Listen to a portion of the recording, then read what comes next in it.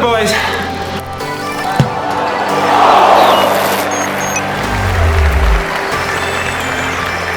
Hello everybody, I'm Ben Foster, the Cycling GK. Today I'm going to be showing you how to Zwift. Now you may have seen me using Zwift in some of the Cycling GK vlogs, but today I'm going to be showing you exactly what you're going to need to get started and the equipment needed to get 2022 off to a perfect start.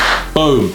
Okay, first of all, let me explain what Zwift actually is. Zwift is an online platform where you can race, ride, or train, all whilst having fun and getting fit in the process.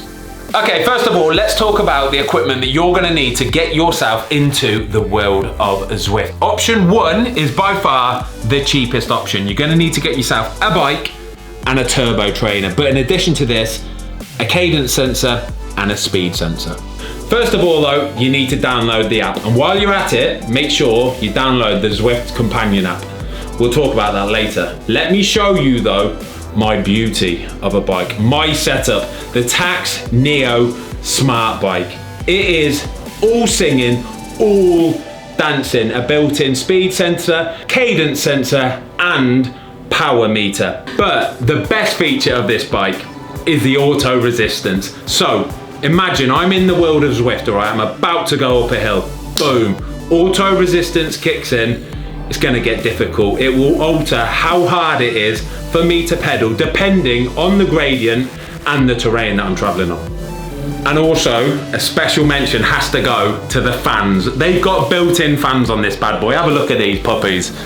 Never ever underestimate the importance of a good fan when you're doing a bike workout. Seriously, seriously important. Okay, another option is the Smart Trainer, which is essentially the same as what I'm on now. It offers exactly the same features. However, you're gonna need a bike, you're gonna need a Smart Trainer, you remove your back wheel, attach it to the Smart Trainer, boom, good to go. And last, but certainly not least, is the humble turbo trainer. This is an entry-level setup. It's not quite as clever as some of these smart trainers, but it will get you online. You'll just need to make sure you get yourself a cadence sensor and a speed sensor and your own bike. You can download Zwift on Mac, PC, Apple TV, or the easiest option, and what I use, on your tablet or phone.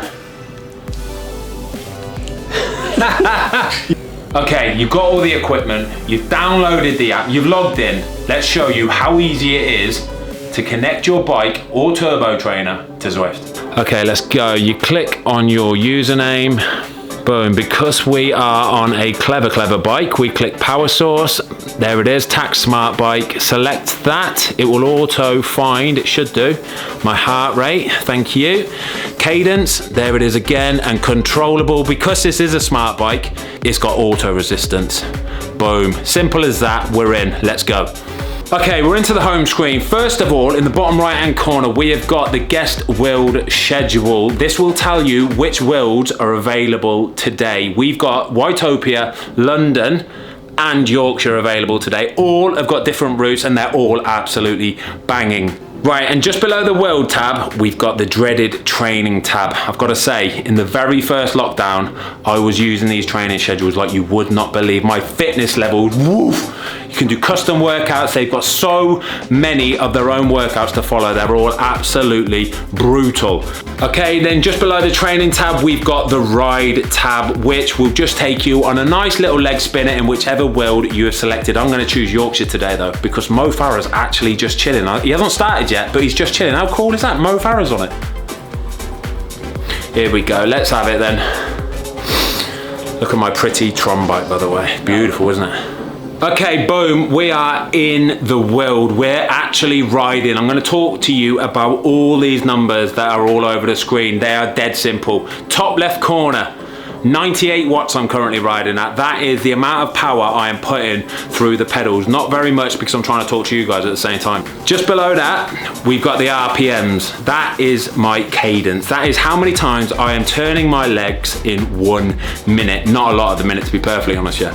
Then just to the right of that, we've got the BPM. That is my current heart rate, 117. Like I say, I'm just chilling. I'm trying to explain how to get on Zwift, all right? Then to the right of that, we've got the power-ups. These little beauties are worth their weight in gold. If you're into your racing, you will know that the aero helmet is the best power up you can get. Save that for the sprint finish. Boom, there's no stopping you. Light it up. Is he gonna get done?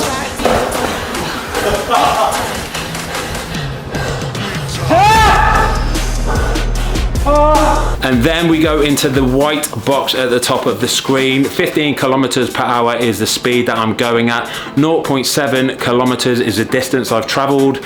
11 M is the amount of ascent I have traveled or climbed so far. And the timer to the right is how long I've been on the current course. And just below those numbers, you've got your level. I'm currently on level number 29, but every time you unlock a new level, you unlock new swag, wheels, frames, clothes, it's all there in the drop shop. And then in the top right corner, you have got the mini map to show where you are in the world. And just to the right of that, you will see a number with a percent next to it. That is the gradient you're currently traveling. Note that as that number goes higher, you will be going slower. And finally, on the right, you see the Zwifters nearby, and there's a few little bits and bobs underneath each rider as well. So first of all, on the right hand side, it shows you how many kilometers they've done so far since they signed on. On the left is how many seconds they're ahead or behind you. Then in the middle, you'll see that W/kg, which is the watts per kilo. What is watts per kilo, you ask? Basically, the higher that number, the better, and the faster you'll be able to go up hills.